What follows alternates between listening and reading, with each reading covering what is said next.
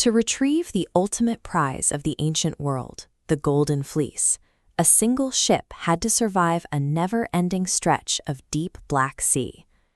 Pop culture usually frames this voyage around one brilliant mastermind.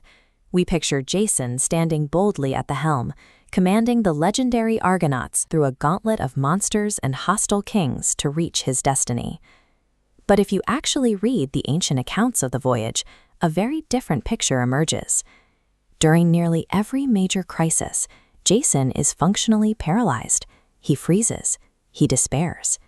Instead of leading, he relies entirely on a highly specialized crew of fixers to do the actual work.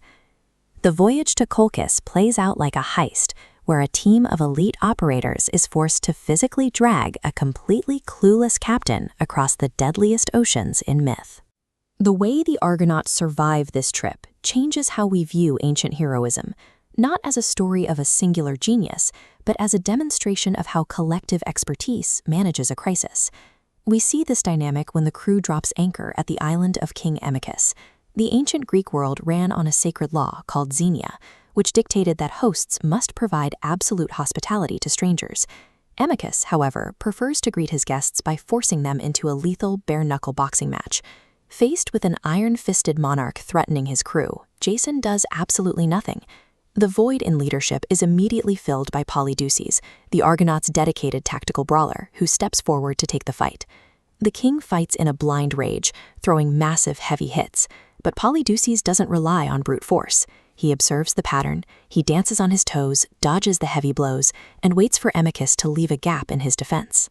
When that gap opens, Polydeuces lands a precise, skull-shattering strike that instantly drops the king dead in the dirt. The local army, outraged by their king's death, draws their swords and swarms the beach. Once again, the crew handles it. The Argonauts form a disciplined phalanx of spears, repel the massive horde, and sack the entire city. Ground-level survival is secured entirely by the frontline crew's lethal efficiency.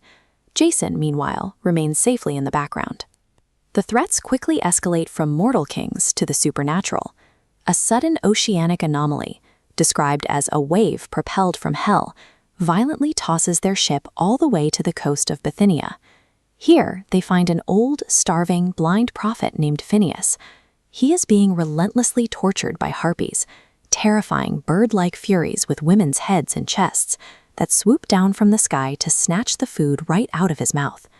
Phineas isn't being punished randomly. He is cursed by Zeus because he committed a highly specific crime. He predicted the future with too much accuracy. The gods prefer to keep mortals in the dark, and Phineas gave away too many details. To get the information they need to continue their voyage, the crew has to save the prophet. Two Argonauts, the Boread twins, literal sons of the wind, launch a high-speed vertical chase up the sheer cliffs to hunt harpies at their nests. Just before the twins can execute the monsters, a divine messenger from Juno intervenes. The messenger halts the killing and explains the requirements of prophecy. The gods will only tolerate fortune-telling if the predictions remain vague, playing on mortal hope and fear. Zeus demands mortal uncertainty. As long as Phineas keeps his predictions vague, the punishment is lifted and the voyage continues. By fulfilling this divine requirement, the crew finally clears their path to sail on toward their final destination. When the journey moves into the realm of divine consequences, the captain contributes nothing. It is the crew's ability to navigate these supernatural constraints that ensures the ship keeps moving. Finally, the ship pushes through clanging cliffs and swirling pools to reach the golden, god-kissed realm of Colchis. The Argonauts have successfully battered their way through hostile armies and navigated divine curses. They have carried their leader exactly where he demanded to go. But at the very moment they cross the finish line, Jason sits paralyzed in the shadows. He rests his chin in his hand, consumed by obvious despair. He is, as the ancient texts note, frightfully vexed. Why?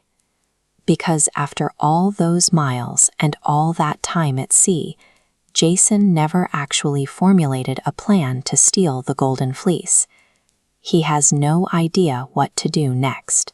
The survival of the Argonauts shows that achieving the impossible depends on the talent of the collective, not the status of the leader. Without a plan of his own, Jason is left with only one remaining option: outsourcing the final heist to a local witch named Medea.